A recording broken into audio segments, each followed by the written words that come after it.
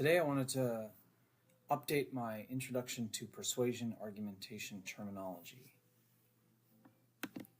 The foundation of our argument unit. Argumentation is forming reasons, drawing conclusions, and applying them to a case in debate. And for my AP students, I require them to memorize that word for word. Let's debate what's the best food for eating out. I have a position on this that I will share with you, and some of you will agree. There are 7 purposes of argumentation. One is to support a cause. Maybe you support the Wounded Warrior Project. That's a foundation that supports wounded veterans from combat. Some guy who's missing an arm or a leg. 2 is promote a change. Maybe you want to change something about high school policies. 3 is refute a theory. Refute means to prove to be false. So maybe you want to refute a theory. Maybe it's a scientific theory. 4 would be to arouse sympathy. Maybe you just want to stir up emotion and sympathy, sentimental appeal. 5 would be to increase interest. Perhaps you have an issue that you think is important, but not a lot of people know about. You want to increase interest in that issue. 6 is to win an argument. That's probably the purpose when you're arguing with your siblings. I know it was for me when I had a big sister. And 7 is to urge action. I call this the call to action. There are 4 audience types also. 1 is no opinion and don't care. They're not really interested. 2 is no opinion but interested in learning more. They don't have a set opinion, but they would like to know more about the issue. 3 is people who have formed opinions and hold them tightly. We know who those people are. And then 4 is people who have formed opinions but are open to other points of view.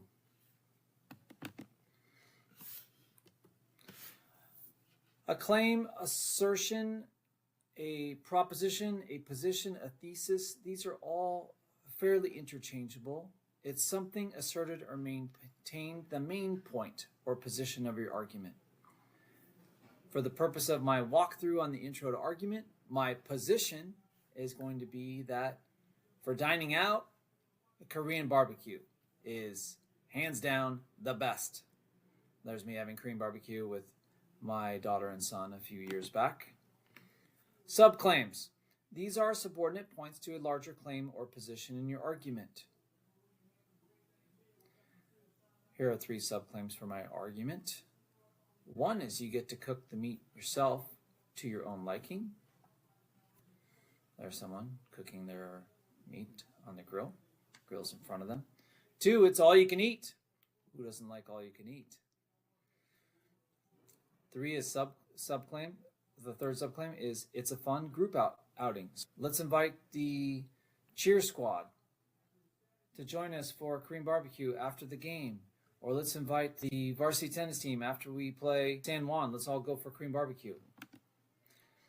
Supporter evidence. Used to help strengthen or support your argument. And there are 8 types that I'm going to go over today.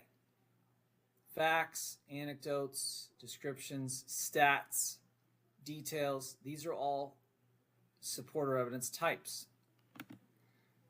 Concession. Concession is important in argument. This is when you are conceding, acknowledging, or admitting an opponent's point. Okay. So my first example is, even though I love my mom's home-cooked lasagna, I still prefer Korean barbecue. I'm admitting, I'm acknowledging that my mom's lasagna is awesome. The second one is, even though it's a meat lover's meal, they also provide a wide array of veggie side dishes for the vegetarian in the group. So again, I'm acknowledging that this is not ideally a place you would take a bunch of your vegetarian friends, but they do have a wide variety of side dishes for the vegetarian in your group. And here's a picture of them. Refutation, counter-argument, counterclaim. These are all interrelated as well, and you may have heard 1 or 2 of the or all of these in the past. To discredit an argument, particularly a counter-argument. Example, American ribeye or filet mignon at restaurants sometimes is not prepared the way you like it. Then I say, take it back. That's sort of an office reference, but. So some people will say, oh, Korean barbecue is good, but I prefer an American steakhouse. To discredit that argument that Korean barbecue is better, I'm going to say that sometimes American steakhouses don't prepare your meat the way you like it. This looks well. Evidence types, here we go. First one, fact and actual occurrence. Bears eat beets, that's another office reference. When I go to a Korean barbecue restaurant, I see a diverse array of cultures eating. It's not just Korean people. That's a fact. Statistic, a collection of quantitative data. 9 out of 10 of these are made up. I just made that up. 9 out of 10 Korean barbecue restaurants have an A rating, but a B is good enough for me if I'm in K-Town in Los Angeles. A B was good enough for me too when I was in 10th grade geometry. Example, anecdote. Here's 2 terms, 2 definitions. An individual instance taking me rep for general pattern. That's an example. And an anecdote is usually a short narrative of a relevant episode. For my daughter's 12th birthday, I asked her where she wanted to eat out, and she said Korean house. It's because they also had ice cream. All you can eat ice cream plus Korean barbecue. It's a pretty strong appeal if you're 12. Opinion, a judgment, view, or appraisal formed in the mind. In my opinion, you should never start a sentence with, in my opinion. See what I did there? Nothing is better than red meat. That's my judgment. That's my view. That's my appraisal. Some people might disagree. They like sea bass, or salmon, or halibut, or grilled chicken, or tofu. Analogy, a comparison to a directly parallel case. And that's important. I put it in italics. It has to be directly parallel. Korean barbecue is like Japanese teppanyaki. If you've been to Benihana, or there's a restaurant near our school, Riptide, like that, but you're the chef. You're the one cooking it. Korean barbecue is today what Mongolian barbecue was in the 1980s. And then there's a funny video here from The Office where they go to Benihana's.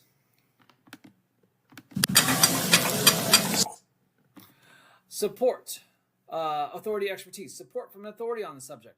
This is expert advice or opinion. Anthony Bourdain and John Buckham, I like it. Authority, expertise. Anthony Bourdain, he wrote Kitchen Confidential, which is a New York Times best-selling novel. And he was a chef in New York City. John Buckham is my AP English counterpart. Shared belief, value. When a writer argues that if something is widely believed or valued, then readers should accept it. Who doesn't like all you can eat? Hands going up all throughout the room. Causal relationship. This is another evidence type. A writer asserts that one thing results from another. When you're done eating, your clothes will smell like Korean barbecue. That's a causal relationship, a concession, and a fact, all wrapped into one. Call to action. Words that urge the reader or listener to take action. If you have never been, you should try Korean barbecue.